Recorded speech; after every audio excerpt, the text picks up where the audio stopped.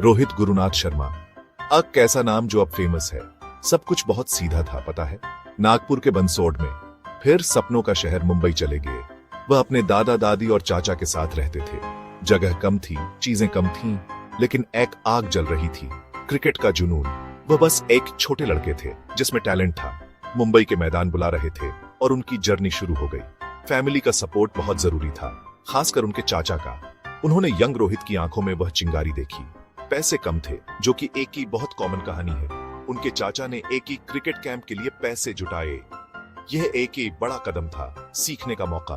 रोहित ने निराश नहीं किया, उन्होंने इसे पकड़ लिया। कोचों ने उन्हें नोटिस किया, उनकी नेचुरल एबिलिटी को। शुरुआती संकेत थे किसी खास चीज के। दिनेश लाड, उनके कोच, ने एक की बहुत इंपॉर्टेंट भूमिका निभाई। उन्होंने जबरदस्त टैलेंट को पहचान लिया। वह जानते थे कि बेहतर क्रिकेट के लिए रोहित को स्कूल बदलना होगा। स्वामी विवेकानंद इंटरनेशनल स्कूल, लाड वहां कोचिंग देते थे। इसका मतलब रोहित और उनके परिवार के लिए सैक्रिफाइस थे, लेकिन लाड एक गाइड थे, एक मेंटर। उन्होंने रोहित पर तब विश्वास किया जब इसकी सबसे ज्यादा जरूरत थी। इस विश्वास ने उन्हें आगे के रास्ते के लिए तैयार किया। मुंबई के मैदान वे बहुत फेमस हैं। वे क्रिकेटर्स को पालते हैं, वे उन्हें टेस्ट करते हैं। रोहित ने वहां घंटों बिताए, अपनी स्किल्स को निखारते हुए। कंपटीशन टफ था, हर दिन एक लड़ाई थी। उन्होंने मेंटली और फिजिकली स्ट्रांग होना सीखा। उनका एलिगेंट स्ट्रोक प्ले वहीं पर बना। नींव रखी गई थी, आकक ईंट करके। एक फ्यूचर स्टार इन मैदानों से उभर रहा था। रोहित का टैलेंट लोकल क्रिकेट में बहुत चमका। वह सीढ़ियां चढ़ते गिए।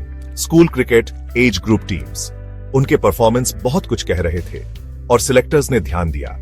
उन्होंने वेस्ट जोन के लिए अपना लिस्ट ए डेब्यू किया। फिर मुंबई के लिए फर्स्ट क्लास क्रिकेट आया। उन्होंने शुरुआती प्रॉमिस दिखाया, क्लास की एक झलक। जर्नी डिमांडिंग थी, लेकिन वह चलते रहे। लोग उनके बारे में बात करते थे, इस गिफ्टेड बैट्समैन के बारे में। 2006 में अंडर 19 वर्ल्ड कप, यह एक बड़ा स्टेज था और रोहित तैयार थे। उन्होंने भारत के कोल्ट्स के लिए शानदार प्रदर्शन किया। उन्होंने अपना टेम्परामेंट दिखाया, स्कोर करने की अपनी एबिलिटी। इस टूर्नामेंट ने उन्हें और ज्यादा फोकस में लाया। वह सिर्फ मुंबई के लड़के नहीं थे, बल्कि भारत के लिए एक प्रोस्पेक्ट थे। दुनिया ने देखना शुरू कर दिया कि वह क्या कर सकते हैं। उनका नाम नेशनल लेवल पर बढ़ रहा था। फिर बड़ी कॉल आई, हर क्रिकेटर का सपना इंडिया के लिए सीनियर टीम में खेलना। यह 2007 जून में हुआ, आयरलैंड के खिलाफ। एक ओडीआई डेब्यू, एक प्राउड मोमेंट। वह बस 20 साल के थे, उम्मीदों से भरे हुए।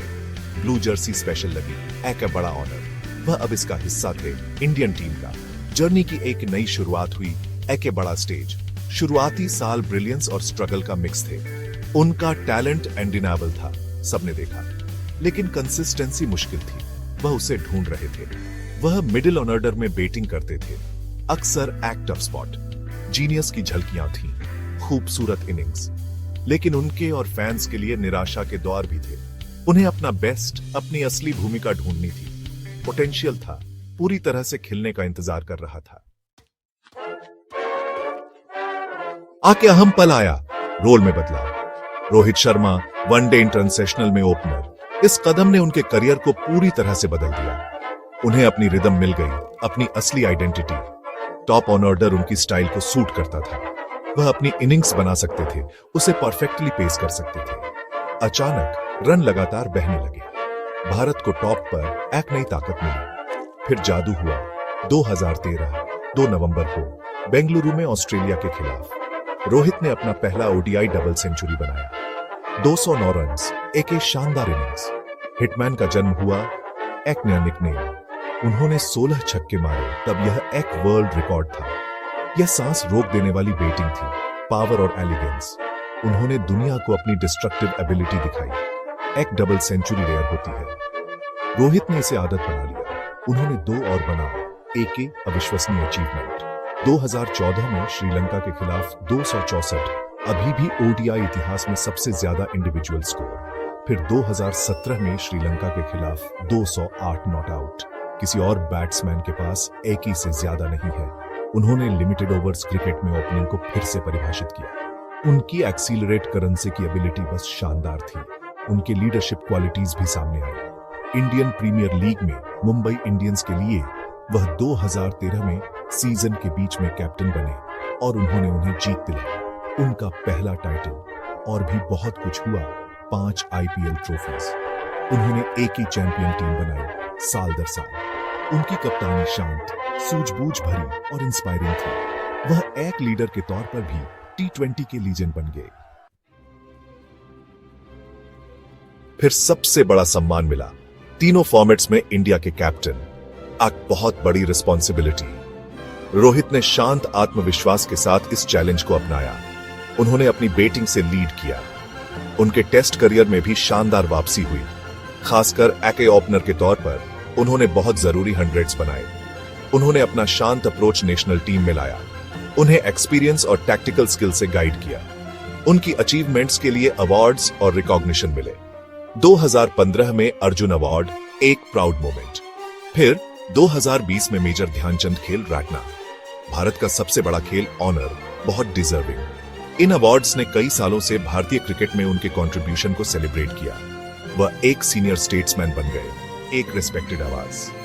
उनकी जर्नी कई लोगों के लिए सच में इंस्पायरिंग थी। रोहित शर्मा लाखों को इंस्पायर करते हैं, यंग क्रिकेटर्स को। उनकी कहानी बहुत दमदार है, हम्बल शुरुआत से लेकर वर्ल्ड क्रिकेट के टॉप तक, पूरी तरह से डेडिकेशन। उनका एलिगेंट पुल शॉट दुनिया भर में फेमस है।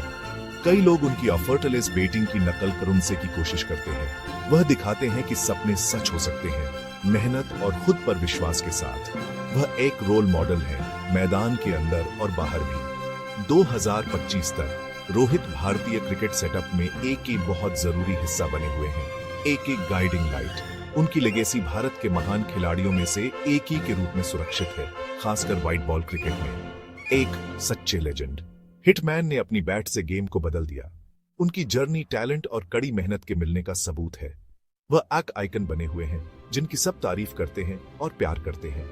रोहित शर्मा की कहानी पीढ़ियों तक बताई जाएगी।